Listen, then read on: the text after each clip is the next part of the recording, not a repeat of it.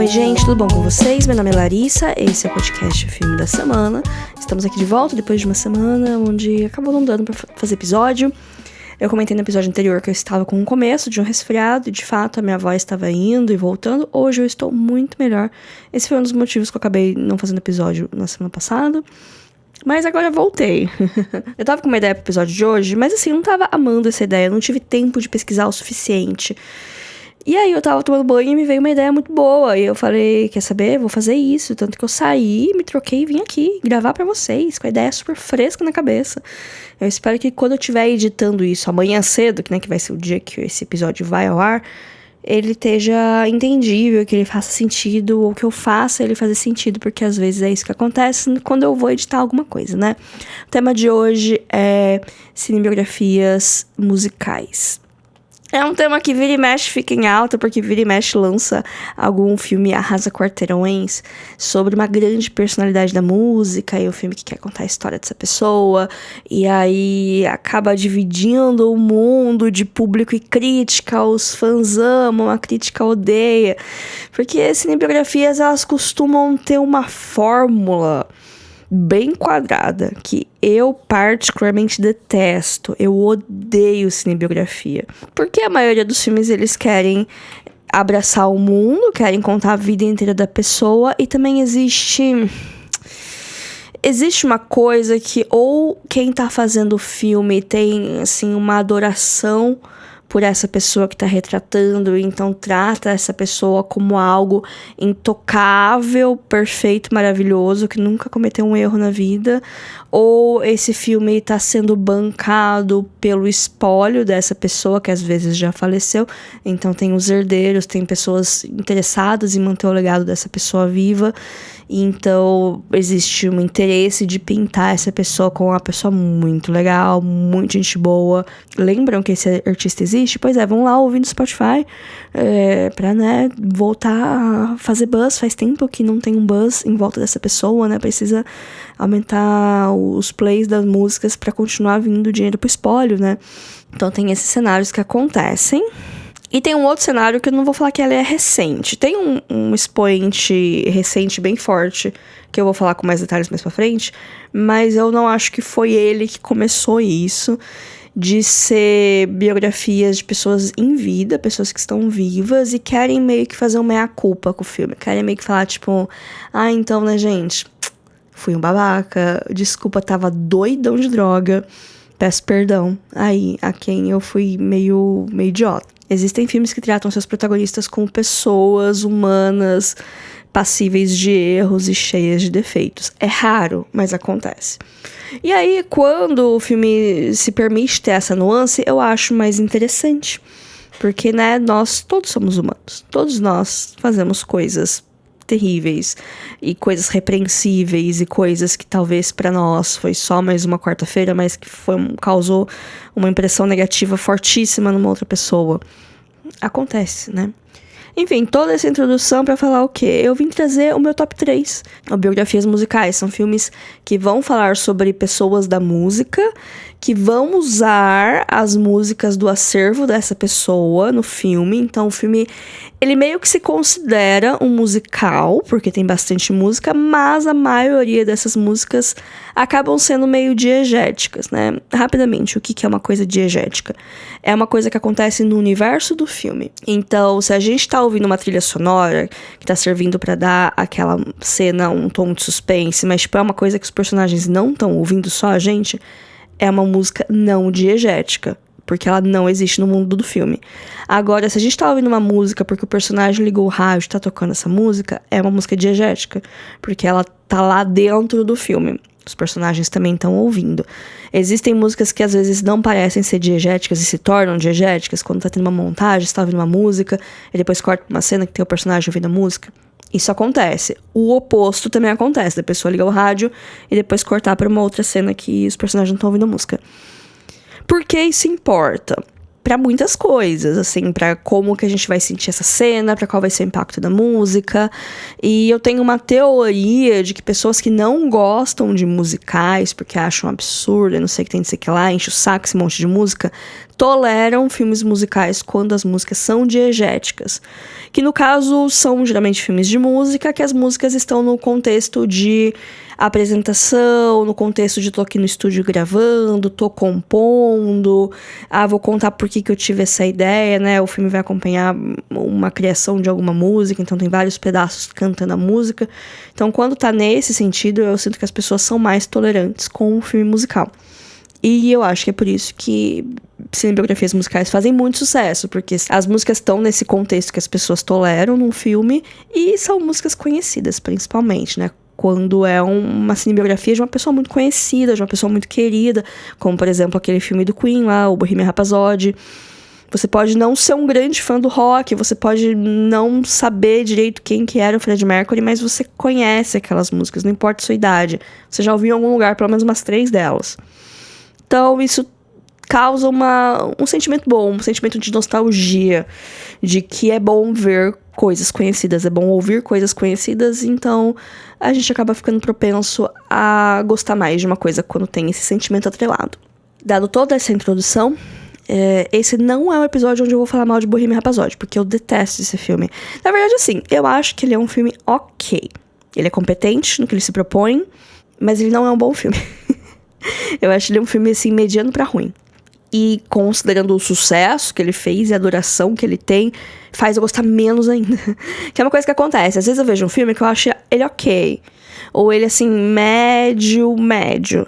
Só que aí tem tanta gente gostando e falando como se fosse a quinta maravilha do mundo, que eu vou ficando com raiva do filme. Eu vou gostando menos do filme, porque as pessoas ficam falando tanto e eu fico, gente, assistam mais filmes. E o episódio de hoje é isso, assistam mais filmes, que eu vou dar 3 dicas muito boas de filmes que são cinebiografias, são sobre pessoas reais, são sobre pessoas da música, são filmes cheios de músicas do repertório, né, dessa pessoa, e que são filmes muito bons, mesmo dentro de algumas coisas formulaicas desse gênero de cinebiografia. Em terceiro lugar, Better Man, a história de Robbie Williams. Não traduziram o título, botaram um subtítulo e é isso. Eu confesso que eu não lembrava o nome desse filme, eu precisei pesquisar no Google Robbie Williams, filme do macaco, porque é o filme que o Robbie Williams é um macaco. Esse filme tem muitas semelhanças com o número 1 da lista, que se você tá ouvindo e se você me acompanha de alguma maneira, você já deve estar sabendo qual filme que é. Mas é a história de uma pessoa que está viva, que está trabalhando, apesar da gente não ouvir falar muito do Robbie Williams, ele é embaixador da FIFA, então todo evento da Copa do Mundo, ele tá lá, ele tava, sei lá, eu não vi muitas últimas coisas da Copa. Eu fiquei meio cansado da Copa na reta final, então eu não vi muita coisa. Mas eu sei que ele tava lá, ele tava cantando na abertura da Copa de 2018 na Rússia. Aí eu fiquei, gente, da onde? Por que ele não é russo? Ele não tá em alta? Por que ele tá fazendo aqui? Aí depois eu descobri que ele é meio que embaixador da FIFA, então ele sempre tá nesses rolês aí. Mas pra quem não conhece, o Robbie Williams, ele é um cantor britânico. Ele veio de uma família de classe média baixa, do interior da Inglaterra. E ele sempre teve essa coisa de querer cantar. O pai dele tinha uma coisa assim de querer ser cantor, tanto que eventualmente o pai dele abandona a família pra ir pra Londres pra seguir o sonho dele. E o Robbie Williams sempre foi meio bonito, meio carismático, e aí ele conseguia meio que fazer algumas portas abrirem pra ele. Pelo menos é isso que o filme dá a entender. E ele acaba passando num teste pra fazer parte de uma boy band que chamava Take That. Uma boy band britânica dos anos 2000. Com o tempo, ele foi fazer carreira solo, ele estourou muito no começo dos anos 2000. Tinha muita música dele nas novelas da Globo dessa época. Se você for pegar o CD do Mulheres Apaixonadas, desses daí, vai ter umas músicas dele. E, eventualmente, ele meio que sai um pouco dos holofotes, às vezes volta, enfim. E aí, esse filme é um grande meia-culpa da carreira dele, também explicar que ele deu uma sumida. Mas fala desse negócio, que ele ficou muito famoso, muito jovem, muito descabeçado, muita droga, muita coisa. E, no filme, não tem nenhum ator interpretando ele. Ele é um macaco de efeitos especiais. O que é uma coisa que no começo eu fiquei, gente, o que tá acontecendo? E no filme, inicialmente, você tem um estranhamento, porque desde o começo, desde que ele era jovenzinho, ele era um macaco. Conforme o filme avança, o estranhamento para, você começa a acreditar que aquele macaco, de fato, está inserido naquele contexto e faz sentido estar lá. Os efeitos especiais são bem bons. E existe meio que uma justificativa na narrativa do macaco e tal. Então, vou deixar isso pra vocês descobrirem quando vocês assistirem. E, no geral, é um filme bem bom, assim, bem legal de ver. As músicas, elas estão lá pra contar a história, não pra fazer parte da história. Então, elas não estão na ordem que elas foram lançadas. Elas estão lá pra servir a trama. Então, no momento que pede uma música mais agitada pra mostrar o sucesso, pega uma música agitada dele sobre o sucesso. Numa hora mais introspectiva, mais romântica, pega uma balada romântica dele. Não quer dizer que foi nesse momento que ele teve a ideia pra fazer a música. Não. A música está lá para servir a trama, pra ser um jukebox musical. Calha que são músicas dele. Mas o filme mostra a história dele enquanto pessoa, não necessariamente enquanto músico. Então não tem muita coisa de bastidor, de fazer a música, de escrever. Até porque ele é meio que uma pessoa da indústria, assim. Ele era um rostinho bonito, né? Não era ele muito que escrevia, que fazia as músicas mesmo. Ele veio de uma boy band, gente, né? Então o filme é mais focado nessa parte da fama, dos excessos, todas as coisas que ele aprontou aí nessa jornada. E também tem bastante daddy issues, né? Porque depois ele vai reencontrar o pai dele, que aparece quando ele tá famoso e tal, enfim, né? E toda aquela coisa que a gente já viu várias vezes, que se repete ad infinito na história da humanidade, né? É um filme bem legal, recomendo, né? Estou fazendo um top 3, é claro que eu vou recomendar todos os filmes que eu estou falando aqui hoje. Mas quem quiser assistir Better Man, tá disponível no Prime Video. Em segundo lugar nessa lista, é um filme que eu assisti agorinha. Tem umas 2 semanas, tanto que eu nem falei dele por aqui ainda. Ele vai estar na lista da semana que vem, porque é quando vai sair o episódio de Assistidos de julho. Mas vou falar aqui de Kneecap, Música e Liberdade. Kneecap é o nome original do filme e da banda que está representando. É rótulo em inglês, sabe? O ossinho do joelho. É Kneecap. K-N-E-E-C-A-P. Aqui no Brasil ganhou o subtítulo Música e Liberdade, porque, né, não traduziram, não tinha como traduzir, porque é o nome da banda. Esse daqui eu não conhecia os músicos. É um filme irlandês, de 2024, que conta a história desse trio, que são 2 rappers e um DJ irlandeses. E eles são interpretados pelos próprios músicos. Eu achei isso bem interessante, porque é uma escolha. E os 3 arrasaram, assim, foram Superman no que eles tinham que fazer. O filme dramatiza, né, o começo da banda. São 3 caras, assim, que vêm de classes baixas do subúrbio de Belfast. Então, o pessoal da classe trabalhadora, os moleques, assim, meio sem perspectiva de vida, trabalhando nos empregos de salário mínimo, sem meio que saber o que vai fazer da vida, metido com droga. E aí um deles começa a escrever uns poemas, assim, em irlandês, né, em gaélico. Ao mesmo tempo que tava tendo uma discussão na Irlanda do Norte de colocar o irlandês como língua oficial, que é uma coisa que aconteceu na República da Irlanda, né? Que a Irlanda são 2 países, né? A República da Irlanda, que é independente, a Irlanda do Norte, que faz parte do Reino Unido. E eu sei um pouquinho da história da Irlanda, que o irlandês é a língua nativa deles, é a língua indígena deles, praticamente. Eles falavam essa língua antes dos ingleses chegarem e colonizarem a Irlanda mais de 1000 anos atrás.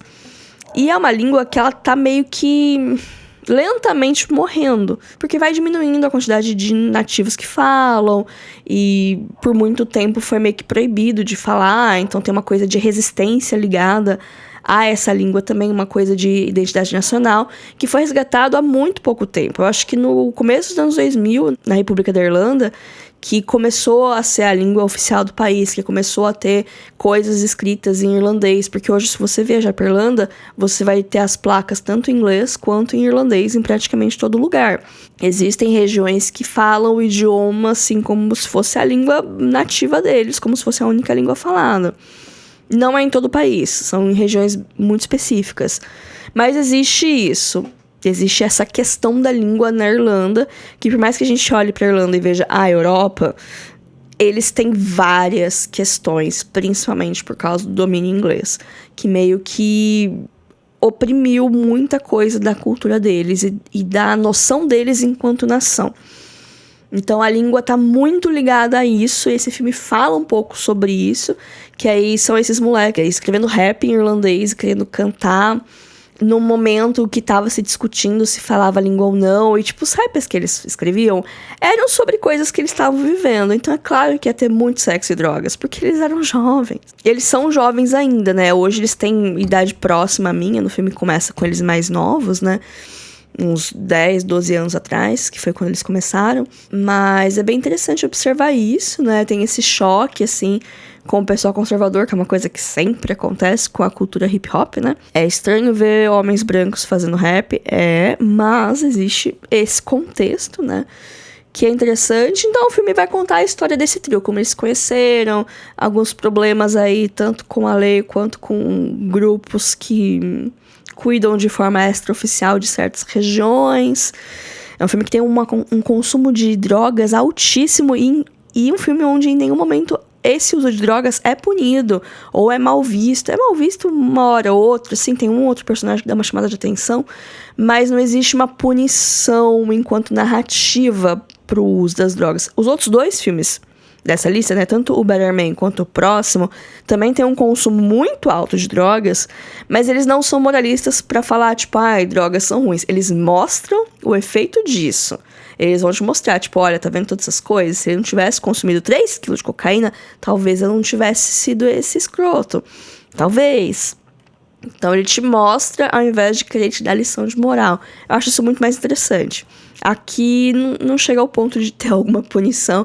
Eles têm algumas coisas que eles fazem sobre efeito de entorpecentes que eles se arrependem, né? Mas aí acho que a lição que fica é conhecer seus limites, né? Mas dito isso, eu sou uma pessoa que eu não apoio o uso de entorpecentes. Não sou usuária de jeito nenhum. Eu tenho a vida mais sem graça, entre muitas aspas, do mundo. Nem beber direito eu bebo. Porém, né? Cada um é cada um. E eu achei esse filme muito jovem, muito jovial. Senti um frescor nele que fazia muito tempo que eu não via. No jeito que ele é filmado, nos ângulos que ele escolhe, no jeito que ele é editado. Porque tem umas horas, tem umas intervenções, assim, de escritos em volta da cena, até a parte que eles estão compondo, que é bem legal. Então esse filme foi uma grande surpresa pra mim, uma grande surpresa do meu mês.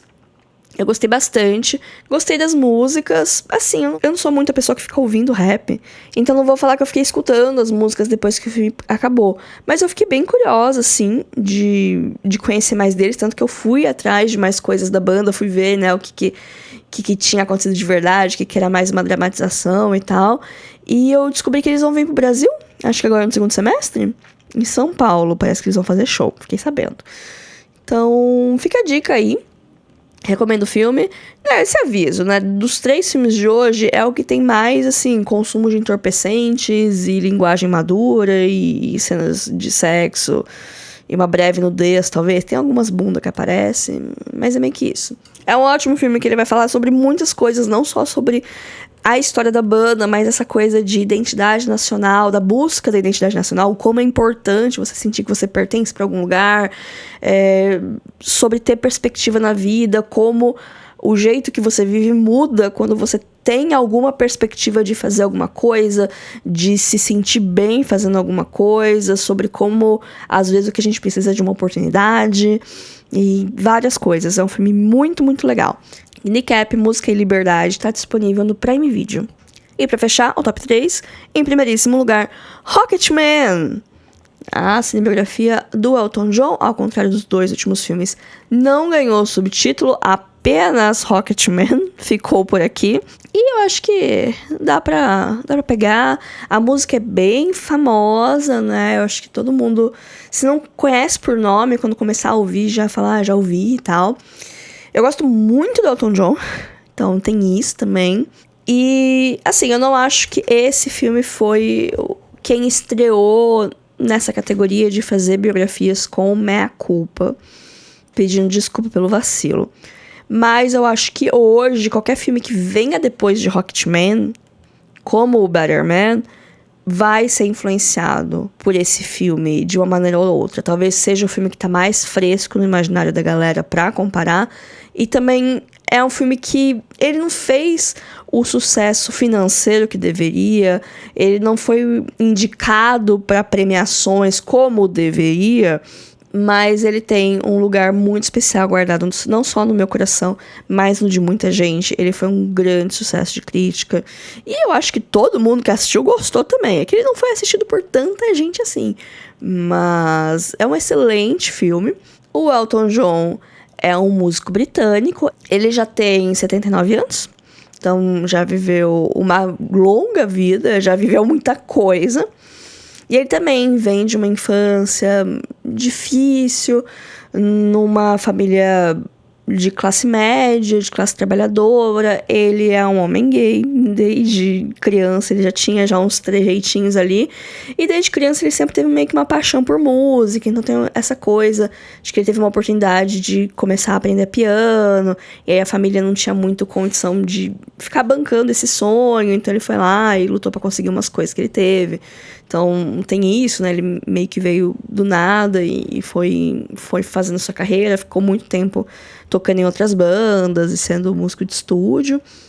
Até que uma série de coincidências fez ele conhecer o Bernie Taupin, que é o letrista dele. Eles têm uma parceria de décadas. Não são todas as músicas do Elton John que foram escritas pelo Bernie, mas muitas foram. E aí eles começaram a fazer música, né? Fazer a música deles. O Bernie escrevia e o Elton compunha e tocava e tal. Enfim, o filme vai contar desde a infância dele e vai parar num ponto específico do tempo. É bem curioso, assim, onde o filme escolhe parar. Assim como Better Man, o filme não vai até o presente. Ele escolhe um momento pra acabar a história e acaba. Não tem, tipo, Elton John retornará no Vingadores Fim do Mundo. Não. Acabou, o filme acabou, a história. Acabou. E acaba ótimo, acaba super bem. Ele faz uma coisa que Bohemian Rhapsody faz, que parece gratuito, mas que no filme tem propósito. Eu prometi que eu não ia ficar falando de Bohemian Rhapsody por aqui. Enfim, os filmes estrearam muito perto um do outro e tiveram uma atenção muito diferente. Isso me irrita muito. Então, eu tento evitar ficar comparando os dois filmes porque são completamente diferentes. Rocketman é muito melhor. Mas, enfim. Assim como Better Man, o filme ele vai usar as músicas do Elton John pra contar a história. Então, não necessariamente vai estar lá ele, eu vou escrever aqui no piano, começa a tocar no piano e de repente começa a escrever o ritmo de uma música. Não. As músicas estão ordenadas pra contar a história dele. Então, vai ter uma música que ele escreveu, sei lá, com 30 anos, que vai ser a transição dele adolescente pra ele adulto. Porque é o que faz sentido naquela cena. E tem várias músicas que elas estão lá dentro da cabeça do personagem. Elas não estão acontecendo no filme, elas não são diegéticas. Elas são grandes sequências super espalhafatosas, mas que elas estão lá para representar o estado mental do personagem. Então aquelas músicas não estão acontecendo no filme, mas estão acontecendo na cabeça do personagem. E é por isso que eu detesto quem fica falando que musical não faz sentido, que ninguém começa cantando nada, porque às vezes tudo tá acontecendo dentro da cabeça do personagem, e é por isso que a gente tá vendo aquela explosão de cores e maravilhas musicais. Mas enfim, Rocketman é um dos meus filmes favoritos da vida, não só enquanto musical, não só enquanto biografia. Eu acho que é a minha biografia favorita, porque eu não gosto muito de biografias no geral. Tem esse peso que o Elton John quer tirar do peso, de mostrar que sim, ele teve atitudes questionáveis, porque ele tava louco de droga, mas ele tá sóbrio faz muito tempo, e agora ele é bacana. Então, que nem eu falei, ele não é tão moralista sobre o uso de drogas, mas ele mostra isso, tipo, olha, gente, as drogas fazem coisas ruins e agora eu tô melhor sem elas. Olha, que bacana isso, né? Nunca é tarde pra você perceber que você pode mudar a sua vida.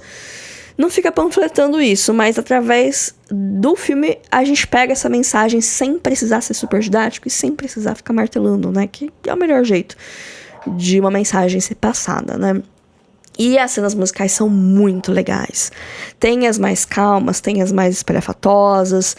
E termina numa cena musical que é muito legal. E vários do filme são muito legais. O elenco é bem bom. Maravilhoso, gente. Assistam Rocketman. É uma pena que não tá em nenhum streaming no momento. Tem só pra alugar o digital, se for no YouTube, na loja do Prime Video ou na loja do Google Play. Vai estar por lá. Mas sempre pinga em algum lugar, no Prime Video, na Netflix, na HBO. Nossa, eu já vi em todos os lugares esse filme. Se tiverem a oportunidade, assistam. Bom, gente, esse foi o episódio dessa semana. Espero que tenham gostado. Espero que não deixem de me seguir, porque estão descobrindo agora que eu detesto Bohemian Rhapsody. Mas enfim, né? Uma hora ou outra a verdade ia vir à tona. Eu não ia conseguir ficar muito tempo sem falar mal desse filme. Mas olha, dei lista de outros filmes muito melhores pra vocês assistirem, que vai ter música e que vai deixar você entretido enquanto você assiste, curioso pra buscar mais daquela pessoa, pra ver se foi aquilo daquele jeito mesmo, ou dar uma exagerada, ouvir as músicas. E isso sempre é legal, ter essa curiosidade de ir buscar coisas além do filme e pensar coisas além do filme. Eu acho que a melhor parte do cinema é isso. Me sigam nas redes, eu tô no Instagram, @filme.da.semana, no Blue Sky, @lalariland, e o e-mail pra contato é podcastfilmedasemana@gmail.com. Esse e-mail também é uma chave Pix, caso queira fazer alguma contribuição com o meu trabalho, ficaria feliz. E semana que vem estamos de volta, semana que vem vai ter o episódio de assistidos do mês de julho, vai ser um episódio mais longo, não mega longo, não é como se eu tivesse visto muito filme nesse mês, mas vai ser maior do que junho, isso eu garanto pra vocês. E teve muito filme bom também, então fiquem ligados que vai ser legal. Por enquanto é só, fiquem bem e até semana que vem. Tchau, tchau.